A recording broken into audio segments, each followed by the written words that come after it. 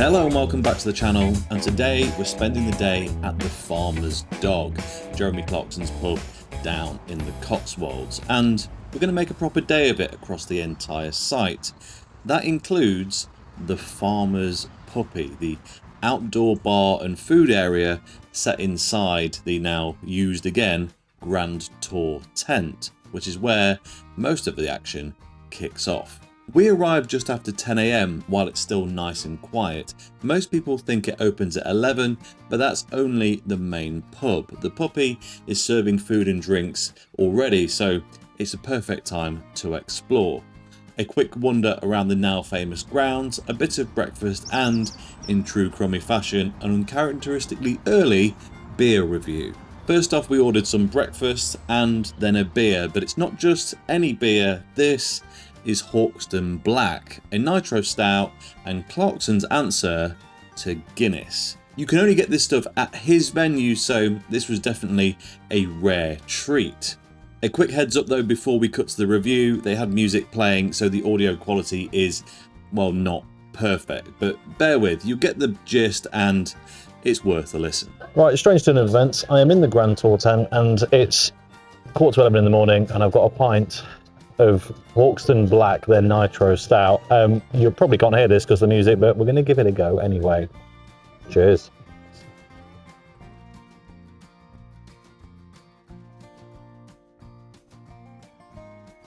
Oh, okay.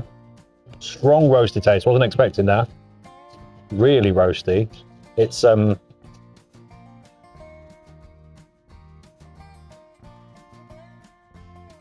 great body, thick. It's a proper big, rich, bitter stout, which almost no one else has done on nitro. Very few. That really punches. That's not a soft, leisurely Guinness alternative. That's, well, I'm glad I went for that. I was worried they were going to absolutely cop out on the stout, but they haven't. It is fantastic. While I do that, we've got food as well. Mrs. Crumby has already eaten half of this, but I'm going to try it. She's gone for the sausage bap, which I'll show you the bit side that isn't decimated, but it looks very good. A lot of sausage in there.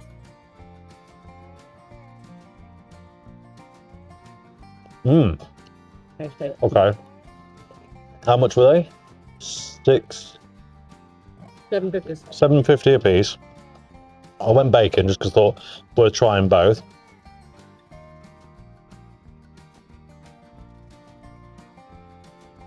That's good as well. It's got a. They've both got a very umami meaty quality, more so than your regular sausage or bacon. Would you like to try it? Refresh with the Nottingham Guinness. They are both excellent.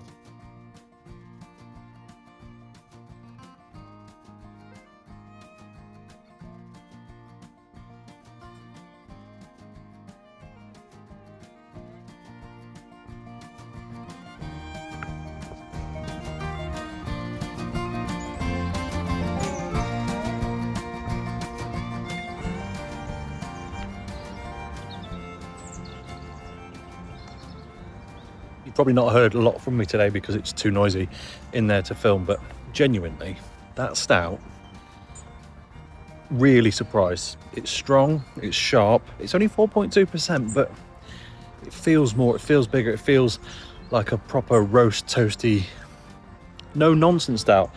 The fact that it's nitro is just a nice delivery. It's not lost any of its flavour, and well, it's not very often we say that. I don't know what obviously the original form of this was like, because you can't get it anywhere, but well, yeah, if you are coming here, strong recommend. Cheers. By the time we'd finished our breakfast and early pint, the main pub itself was opening up, so we wandered over to take a proper look. We started outside on the balcony, easily one of the best spots in the entire place. Plus Chesterfield's sweeping countryside views and its own little outdoor bar. I went for a soft drink this time, a locally made apple and ginger mix, and it was genuinely excellent. In hindsight, this would have made a far better location for the beer review, but genuinely, I just thought it would have been too busy had we waited. And to be honest, I didn't really know that this was even an option. So, hey, benefit of hindsight. And of course, you can't visit the Farmer's Dog without taking a look at the centrepiece, the Richard Hammond smallest cog chromed tractor hanging from the ceiling in all of its glory. It is genuinely rather impressive. Clarkson aside, this is just a beautiful pub. Warm, relaxed, full of character, very, very comfortable. The sort of place you could happily lose a few hours watching the world go by. Eventually, we wandered back to the Farmer's Puppy and the Grand Tour tent, which isn't just a bar, it's practically a mini market. You've got the bar, food stalls, diddly squat farm shop, Hawkstone Brewery shop, and the new Hops and Chops Butchers.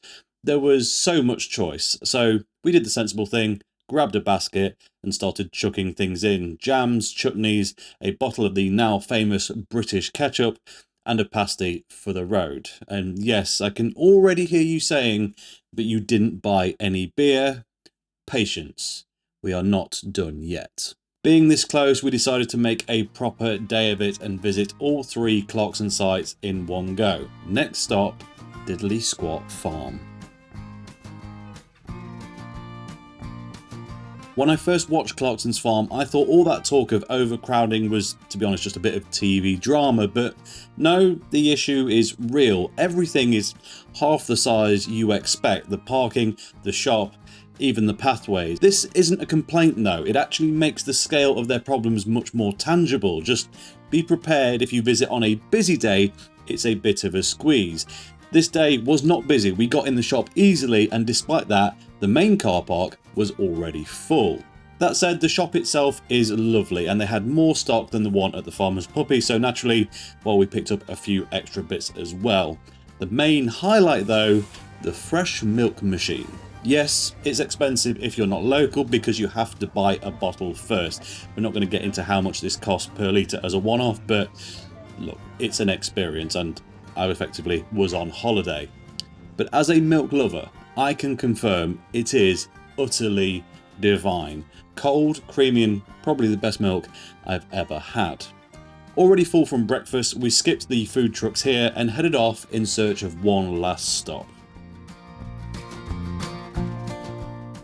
Which of course is the Hawkstone Brewery. It's got a very different feel to most UK breweries. It's still a relatively small brewery like many others, but they get so much more footfall than the others due to the connotation. So yeah, it's kind of segregated. The main bar and seating area is actually in a tent outside of the brewery itself, and there's a small shop in the back of it where I promptly stocked up on every beer they had available. And this is all I got.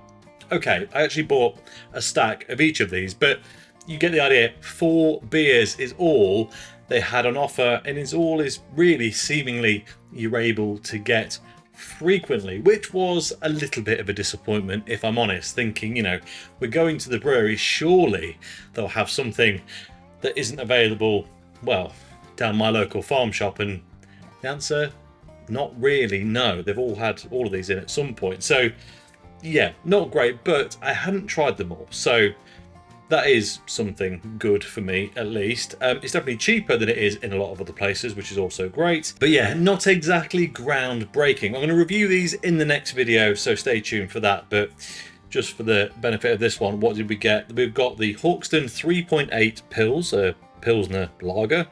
We have got a 4% Hawkstone Session Lager. There's a common theme here. I think you can already establish this. There is a Hawkstone Lager coming in at 4.8%, and finally the Hawkstone IPA, also I believe coming in at 4.8%. Yeah, which, well, let's be honest, isn't really an IPA at all. But look, I had a fantastic day out. I'm actually filming this a week later, right? So I've had some time to sit there and consider, and it was genuinely very, very good. Yes, it's very expensive. You don't go to Disneyland expecting it to be cheap.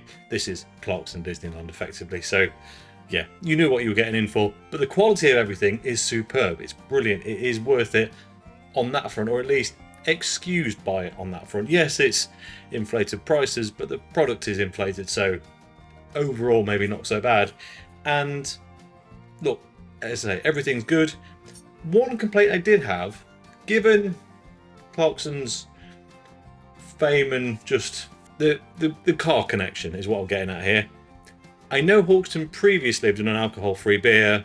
You couldn't buy it at the brewery, and you couldn't buy it or any alcohol-free beer at the pub, which, given how many people would likely want to go there in their nice car, makes it all a bit pointless, really. I mean, not pointless, but you know what I mean? Like, you would think, given that association, offering up a 0%er would be a no-brainer and something a lot of people would want. It definitely works for other pubs that are automotive driven, let's say. So I don't know why that wasn't, and maybe the reason they used to do one day anymore is because theirs wasn't very good. I don't know, but yeah, interesting one. But overall, the trip was fantastic, and I'm going to dig into these four now in the next video. So as I say, stay tuned for that one. But that really is all I've got to say about it. So as always, thank you very much for watching. If you enjoyed this video, please like it. If you haven't already, subscribe if you'll be so kind, and I'll catch you next time. Cheers.